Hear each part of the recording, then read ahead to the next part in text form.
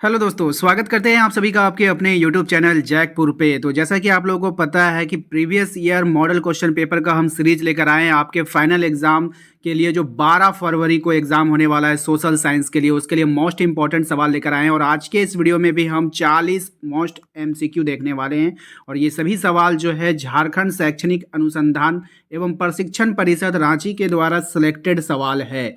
जी हाँ, आज के इस वीडियो में जो 40 MCQ हम पूछने वाले हैं वो सिलेक्टेड है जैक द्वारा, मेरे द्वारा नहीं है। इसलिए वीडियो काफ़ी इंपॉर्टेंट होगा, शुरू से लेकर अंत तक बने रहना है। और यदि आप हमारे चैनल पे पहली बार विजिट कर रहे हो तो सब्सक्राइब कर लीजिएगा, बेल आइकन को दबा लीजिएगा ताकि हर एक वीडियो का नोटिफिकेशन आपके मोबाइल पे जाए। आज के इस वीडियो में हम 40 MCQ आपसे पूछने वाले हैं और ये इसका पार्ट 3 होगा। इसके पहले भी पार्ट 1 पार्ट 2 चैनल पे अपलोड है, लिंक उसका डिस्क्रिप्शन में डाल देंगे। अगर आप लोगों ने नहीं देखा है तो उसको जरूर देख लेना है। इसके अलावा आपको वीडियो के लास्ट में भी आपको जो है प्लेलिस्ट का फोल्डर दिखेगा, जहां पे क्लिक करके आप अपने सभी वीडियो को देख सकते हो। तो चलिए शुरू करते हैं और लास्ट में आप हमें जरूर बताना कि 40 में से आपका कितना सही हुआ है। तो चलिए शुरू करते हैं। सबसे पहला सवाल आपके स्क्रीन पर दिख रहा होगा। सबसे पहले सवाल में आपसे पूछा गया है कि फ्रांस की क्रांति कब हुई थी। ऑप्शंस आपके सामने है, तो इसका जो राइट आंसर हो जाएगा वो हो जाएगा ऑप्शंस नंबर क, जुलाई 1789 को। ठीक है, नेक्स्ट सवाल पे आते हैं। अगला सवाल है हमारा क्वेश्चन नंबर 2, कह रहा है कि फ्रांस की क्रांति का अग्रदूत किसे कहा जाता है। ऑप्शंस आपके सामने है, राइट आंसर हो जाएगा इसका ऑप्शंस नंबर ख, रूसो को। किसको कहा जाता है? फ्रांस की क्रांति का अग्रदूत कहते हैं रूसो को। याद रखना है, मोस्ट इंपॉर्टेंट रहेगा आपके एग्जाम के लिए। क्वेश्चन नंबर 3 पे आइए। क्वेश्चन नंबर 3 में कहा जा रहा है कि बिस्मार्क जर्मनी का चांसलर कब बना।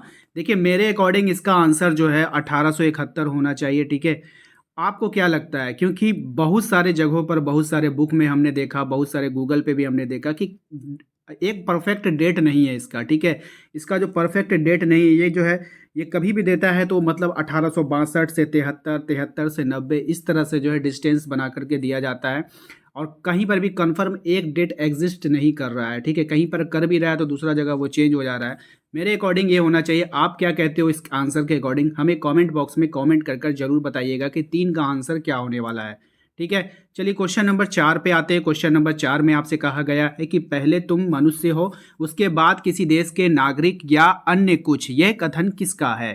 तो ये जो कथन है ना बाबू, वो है रूसो का है। किसका है? रूसो का है। ऑप्शंस नंबर गो हमारा राइट आंसर होगा। क्वेश्चन नंबर आते हैं 5 पे। कह रहा है विश्वकोश नामक ग्रंथ की रचना किसने किया था। रूसो ने किया है, वॉल्टेयर ने किया है, दिदरो ने किया है या फिर नेकर ने किया है। तो राइट आंसर हो जाएगा ऑप्शंस नंबर ग, दिदरो ने किया है। याद रखिएगा, मोस्ट इंपॉर्टेंट रहेगा आपके एग्जाम के लिए। डिस्कवरी ऑफ इंडिया नामक पुस्तक का लेखक कौन है? आपके पास ऑप्शंस है, तो राइट आंसर है इसका Pandit Jawaharlal Nehru. Discovery of India का जो लेखक है वो कौन है? पंडित जवाहरलाल नेहरू। याद रखिएगा, मोस्ट इंपॉर्टेंट रहेगा आपके एग्जाम के लिए। अगला सवाल है, यह किसका कथन है? तुम मुझे खून दे दो, मैं तुम्हें आज़ादी दूंगा। बहुत ही फेमस नारा है ये और आप लोगों को पता भी होगा ये किसका है। तो इसका जो राइट आंसर होगा वो हो जाएगा ऑप्शंस नंबर ग, सुभाष चंद्र बोस की। क्वेश्चन नंबर आते हैं 8 पे। क्वेश्चन नंबर 8 में कहा जा रहा है कि बंगाल का विभाजन कब हुआ था। मोस्ट इंपॉर्टेंट क्वेश्चन रहेगा आपके जैक बोर्ड एग्जाम के लिए। राइट आंसर हो जाएगा इसका ऑप्शंस नंबर ग, 1905 में। क्वेश्चन नंबर आते हैं हम लोग 9 पे। क्वेश्चन नंबर 9 में कहा जा रहा है संथाल विद्रोह का नेता कौन था। ठीक है, अब यहाँ पर 4 ऑप्शन है आपका। राइट आंसर हो जाएगा ऑप्शंस नंबर घ, सिद्धू और कान्हू। संथाल विद्रोह का जो नेता था वो सिद्धू और कान्हू था। क्वेश्चन नंबर आते हैं 10 पे। क्वेश्चन नंबर 10 में कहा जा रहा है कि खिलाफत आंदोलन के प्रमुख नेता कौन थे। तो खिलाफत आंदोलन का जो प्रमुख नेता था वो मोहम्मद अली और मौलाना शौकत अली, यानी अली बंधु अली भाई थे। ठीक है, दोनों। क्वेश्चन नंबर आते हैं हम लोग 11 पे। क्वेश्चन नंबर 11 में कहा जा रहा है हमारे पर्यावरण में उपलब्ध प्रत्येक वस्तु जो हमारी आवश्यकताओं को पूरा करने में प्रयुक्त की जा सकती है और जिसको बनाने के लिए प्रौद्योगिकी उपलब्ध है, जो आर्थिक रूप से संभव और सांस्कृतिक रूप से मान्य है, उसे क्या कहते हैं। तो इसका राइट आंसर बताइए क्या होगा। ऑप्शंस आपके सामने हैं, तो राइट आंसर हो जाएगा ऑप्शंस नंबर ख, इसको संसाधन कहते हैं। क्वेश्चन नंबर आते हैं 12 पे। कहा जा रहा है कि भूमि निम्नीकरण में निम्नलिखित में से किन की भूमिका नहीं है। तो देखिए, कौन भूमि निम्नीकरण में भूमिका नहीं है वो आपको बतानी है। राइट आंसर हो जाएगा ऑप्शंस नंबर घ, मधुमक्खी पालन। ठीक है, क्वेश्चन नंबर आते हैं 13 पे। कहा जा रहा है कि भारत के कुल क्षेत्रफल का कितना प्रतिशत भाग मैदानी रूप में पाया जाता है। ऑप्शंस आपके पास है। राइट आंसर हो जाएगा ऑप्शन नंबर गो 43%। क्वेश्चन नंबर 14 पे आते हैं। कहा जा रहा है कि लौह अयस्क किस प्रकार का संसाधन है। ऑप्शंस आपके पास है, दिख रहा है आपको कि ये जो लौह अयस्क है ये खत्म होने वाला संसाधन है, इसलिए इसका राइट आंसर हो जाएगा अनवीकरणीय योग्य संसाधन। क्वेश्चन नंबर आते हैं 15 पे। क्वेश्चन नंबर 15 में कहा जा रहा है कि गुलाबी सिर वाली बत्तख किन जातियों में शामिल है। ऑप्शंस आपके पास है, तो इसका राइट आंसर हो जाएगा ऑप्शंस नंबर घ लुप्त जातियां। कौन हो जाएगी? लुप्त जातियां हो जाएगी। क्वेश्चन नंबर आते हैं 16 पे। क्वेश्चन नंबर 16 में कहा जा रहा है कि भारत में जैव विविधता को कम करने वाले कारक कौन है। ऑप्शंस आपके पास है, सभी ऑप्शंस को ध्यान से देखिए। राइट आंसर हो जाएगा ऑप्शंस नंबर घ उपरोक्त में से सभी। यानी भारत में जैव विविधता को कम करने वाले कारक हैं वन्य जीव आवास का विनाश कर देना, वन्य जीव को मारना या शिकार कर लेना, पर्यावरण प्रदूषण या दावानल। ठीक है। क्वेश्चन नंबर आते हैं 17 पे। कहा जा रहा है कि चिपको आंदोलन किससे संबंधित है। मृदा अपरदन को रोकने से संबंधित तो नहीं है। ये किससे है? वनों की कटाई से है। याद रखना है किससे है बाबू? वनों की कटाई से है। ऑप्शंस नंबर ख।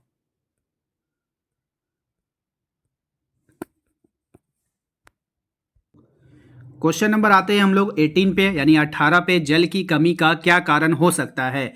यहाँ पे आपके पास 4 ऑप्शंस दिया गया है। अगर आप इसको ध्यान से पढ़ोगे कि अतिशोषण, अत्यधिक प्रयोग, समाज के विभिन्न वर्गों में जल का असमान वितरण, तो इसका राइट आंसर हो जाएगा ऑप्शंस नंबर घ इनमें से सभी हो जाएगा।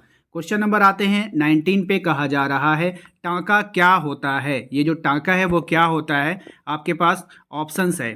ठीक है, तो राइट आंसर हो जाएगा इसका ऑप्शंस नंबर क पीने के पानी को संग्रहित करना। ठीक है, याद रखिएगा, पीने के पानी को क्या करना है? संग्रहित करना है। ठीक है ना, पीने के पानी को संग्रहित करने का भूमिगत टैंक को टांका कहा जाता है। क्वेश्चन नंबर आते हैं हम लोग 20 पे। क्वेश्चन नंबर 20 में कहा जा रहा है कि सन 2025 तक कितने लोगों के जल की कमी झेलने की भविष्यवाणी की गई है। ऑप्शंस आपके पास है। राइट आंसर हो जाएगा ऑप्शंस नंबर क 20 करोड़। कितना? 20 करोड़ लोगों को जल की कमी झेलने की भविष्यवाणी की गई है। क्वेश्चन नंबर आते हैं 21 पे। कहा जा रहा है कि हम किसी देश की प्रति व्यक्ति आय की गणना कैसे कर सकते हैं। ऑप्शंस आपके पास है, ध्यान से अगर देखेंगे तो राइट आंसर हो जाएगा इसका ऑप्शंस नंबर ख किसी देश की कुल आय को उसकी कुल जनसंख्या से भाग देकर। क्वेश्चन नंबर आते हैं बाबू 22 पर। क्वेश्चन नंबर 22 को ध्यान से देखिए। कह रहा है कि वे देश जिनकी 2017 में प्रति व्यक्ति आय $12,056 प्रति वर्ष या उससे अधिक होती है, वह देश निम्न में से किस श्रेणी के अंतर्गत आता है। तो राइट आंसर इसका क्या हो जाएगा? इसका राइट आंसर हो जाएगा ऑप्शंस नंबर ख विकसित की श्रेणी में आता है। याद रखना है। क्वेश्चन नंबर 23 पे आइए। कह रहा है सतत विकास का उद्देश्य है विकास केवल अपनाने के लिए। ठीक है ना, ये ऑप्शंस है। ठीक है ना, यहाँ पे ध्यान देना है कि ये क्वेश्चन है और ये ऑप्शंस है। उसके बाद नीचे में आपका देखिए 3 ऑप्शंस है। विकास केवल दूसरों के लिए, विकास वर्तमान के लिए एवं आने वाली पीढ़ी दोनों के लिए। ठीक है, तो इसका जो राइट आंसर होगा यही हो जाएगा ऑप्शंस नंबर गो विकास वर्तमान के लिए एवं आने वाली पीढ़ी दोनों के लिए। ठीक है। क्वेश्चन नंबर आते हैं 24 यानी कि 24 पे। कहा जा रहा है कि निम्नलिखित में से किस राज्य की साक्षरता दर सबसे अधिक है। कौन सा ऐसा राज्य है जिसकी साक्षरता दर सबसे अधिक है। तो राइट आंसर हो जाएगा ऑप्शन नंबर ग केरल।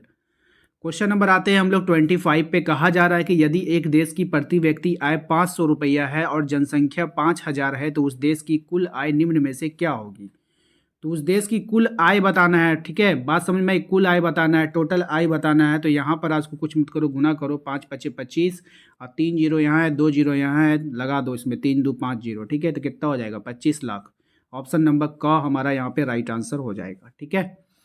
क्वेश्चन नंबर आते हैं 26 पे। कहा जा रहा है कि निम्न में से कौन से क्रियाकलाप द्वितीयक क्षेत्रक के अंतर्गत आता है। यानी कि कौन ऐसा काम है जो द्वितीयक क्षेत्रक में आएगा।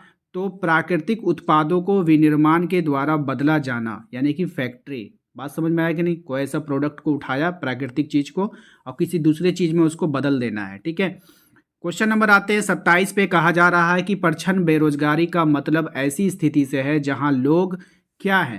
तो जहां लोग क्या है, नियोजित तो हैं लेकिन उत्पादकता क्या है, शून्य है। ऑप्शंस नंबर गो इसका राइट आंसर होगा, याद रखना है आप सभी को। क्वेश्चन नंबर आते हैं हम लोग 28 पे। क्वेश्चन नंबर 28 में कहा जा रहा है कि 14 तथा 15 वर्ष की आयु के स्कूल जाने वाले कुल बच्चों का उस आयु वर्ग के कुल बच्चों के साथ प्रतिशत क्या कहलाएगा।